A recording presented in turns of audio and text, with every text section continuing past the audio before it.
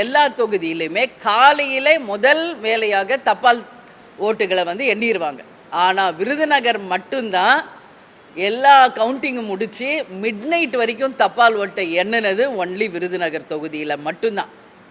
இது எல்லாமே நான் சொல்லும் பொழுதே இது நிச்சயமாக சூழ்ச்சி செய்யப்பட்டுள்ளது.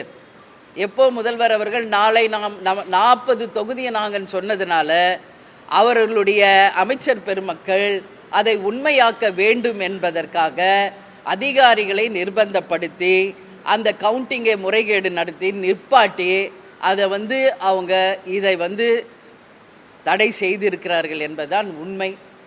இதுதான் அங்கே நடந்திருக்கிற ஒரு விஷயம். நாங்கள் உடனடியாக அதை கேட்கும்போது அது யாருமே அதை செவிசாய்க்கலை. அதனால் இன்றைக்கு நாங்கள் இதை தேர்தல் ஆணையத்திடம் நேற்று இமெயில் மூலமாக ரீகவுண்டிங்குக்கு நிச்சயமாக தேர்தல் ஆணையம் ஆணையிட வேண்டும் என்று நேற்றே நாங்கள் இமெயிலையும் லெட்டர் மூலமாகவும் ரெஜிஸ்டர் போஸ்ட் மூலமாகவும் அனுப்பியிருக்கோம். எனவே நான் தேர்தல் ஆணையத்தை தேசிய முற்போக்கு திராவிட கழகத்தின் சார்பாக கேட்டுக்கொள்கிறேன். மீண்டும் நிச்சயமாக அங்கே ரீகவுண்டிங்கை உடனடியாக செய்து என்ன அங்கே ஆக்சுவல் ஓட்டு வந்தது என்பதை நிரூபிக்கணும். உண்மையிலேயே அது இல்லை அப்படின்னா நான் தலைவணங்கி ஏற்றுக்கிறேன், அதில் எந்த மாற்று கருத்துமே கிடையாது.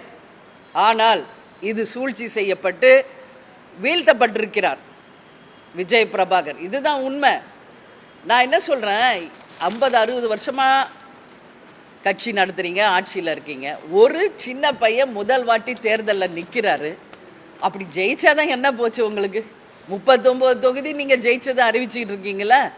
ஒரு தொகுதியில் கடைசி வரைக்கும் போராடி வருகிறாரே ஒரு இளைஞர், அப்படின்னு பெரிய மனசோட நீங்கள் அவரை ஜெயிக்க வச்சுருந்தீங்கன்னா இந்த ஆட்சியை நான் தலைவணங்கி நான் போற்றி இருப்பேன், வரவேற்றிருப்பேன்.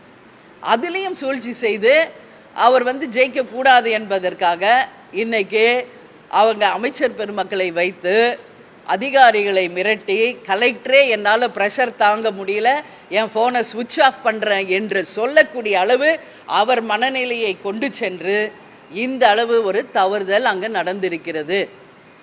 எனவே தேர்தல் ஆணையத்திடம் கேப்டனோட ஆசியுடன் நாங்கள் தேமுதிகவின் சார்பாக தேர்தல் ஆணையத்துக்கிட்ட நாங்கள் கேட்டுக்கிறோம்.